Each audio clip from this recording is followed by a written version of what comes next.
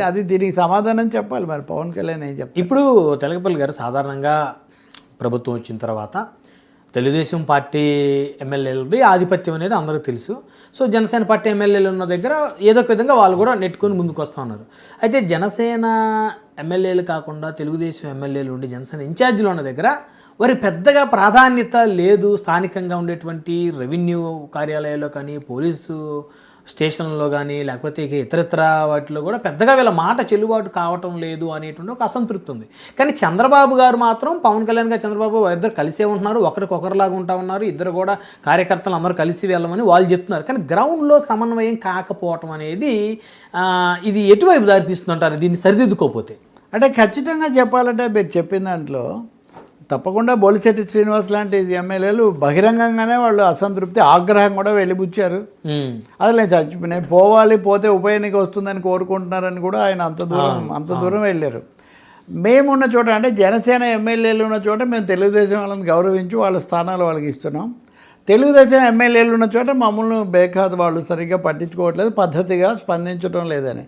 నిజానికి వీళ్ళు 21 మందే కదా ఉంది, వాళ్ళు కదా అత్యధికులు.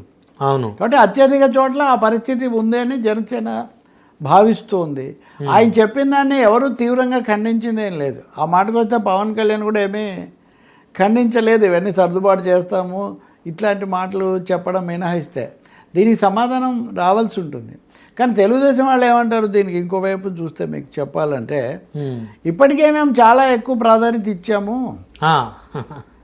వాళ్ళ ఉద్దేశం ముఖ్యమైన వాళ్ళే కొన్ని ప్రత్యేక పరిస్థితుల్లో పవన్ కళ్యాణ్కు దాదాపు సమానమైన ఇద్దరి ఫోటోలు పెట్టండి ఆఫీసులో అనే దాకా మేము వెళ్ళాము. ఎవరు ఇంత స్పష్టంగా ఎవరు చెప్పలేదు అంతకుముందు. చంద్రబాబు తర్వాత అది జరిగింది కొంతవరకు. కాబట్టి మేము ఇచ్చాము. అయితే ఎప్పుడు అలాగే ఇస్తామా? మాకు లోకేష్, మాకు ఒక వ్యవస్థ, మా వారసుడు మాకు ఉన్నప్పుడు జనసేన అని ఎట్లా వాళ్ళ రాజకీయం వాళ్ళు చూసుకోవాల్సిందే. కానీ తెలుగుదేశం పార్టీ ఇవన్నీ త్యాగం చేసి ఏదో చేస్తుంది అనుకోవటం కూడా అవాస్తవికమైన అంశము అనే మాట కూడా తెలుగుదేశం వాళ్ళు చెప్తున్నారు. ఈ మధ్యలో బీజేపీ ఫ్యాక్టరీ కూడా ఒకటి ఉందని మనం గుర్తుపెట్టుకోవాలి. చిన్న ఫోర్సే అనుకోండి రాష్ట్రంలో, వీళ్ళు కూడా చిన్న ఫోర్సే కదా. ఒకటైతే నిజం బ్రహ్మనాయుడు, ఖచ్చితంగా పవన్ కళ్యాణ్ మనం స్థానాలు ఎన్నికల్లో గెలవకపోతే, చెప్పుకోదగినన్ని సీట్లలో మనం రాకపోతే పార్టీ అస్తిత్వం అనేది ఉండదు.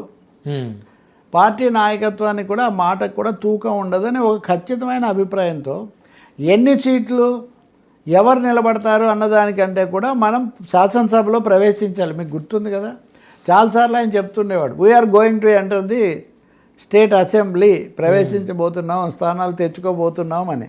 కాబట్టి జనసేన ఒక పొటెన్షియల్ పొలిటికల్ పార్టీగా, అంటే భవిష్యత్ ప్రభావం చూపగలిగిన రాజకీయ శక్తిగా ఎదగాలి అంటే శాసనసభ ప్రాతినిధ్యం ఉండాలి అని. అది గణనీయంగానే 21 స్థానాలు ఇంతకుముందు ఎవరికి ఏ ప్రాంతీయ పార్టీకి రాలేదు, పాలక పార్టీలకు తప్ప. ఓట్ల శాతం కూడా బాగానే వచ్చింది, తెచ్చుకున్నారు. కానీ తదుపరి అడుగు ఎలా వేస్తారు? ఇలాగే ఎప్పుడూ చంద్రబాబుకు ఫాలోయర్లము రాముడు వెంట లక్ష్మణుడు అన్నట్టుగా ఉంటేనేమో ఒక స్వతంత్ర శక్తిగా మనం ఎలా ఎదుగుతాము? అవును, ఇది కాకుండా రాజకీయాలే కాకుండా సామాజిక వైరుధ్యం కూడా ఉంది. తెలుగుదేశం పునాది వేరు, జనసేన పునాది వేరు, చెప్పినా చెప్పకపోయినా. వీళ్ళు తెలుగుదేశం పార్టీకి ఒక్కసారి 2014లో ఒక్కసారి ఓటేశారు, ఒక్కసారి చంద్రబాబు వచ్చాడు. అవును, అంతే కదా. 19లో ఓడిపోయారు, వాళ్ళు పోటీ చేశారు, ఓడిపోయారు, వాళ్ళు అటే చేశారు. సో ఇప్పుడు కూడా ఆ ప్రశ్న వస్తుంది, మరి పవన్ నిర్ణయం మీద అవన్నీ ఆధారపడి ఉంటాయి. ఇందాక మీరు అన్నట్టు సార్, పవన్ కళ్యాణ్ గారికి గౌరవాన్ని తెలుగుదేశం పార్టీ